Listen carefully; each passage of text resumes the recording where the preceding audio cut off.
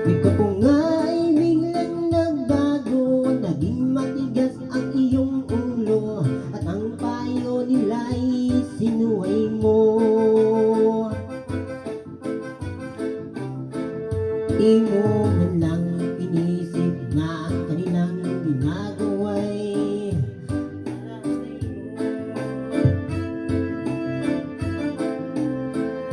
pagkat ang nais mo'y masunod ang layaw mo, di mo sila pinapansin.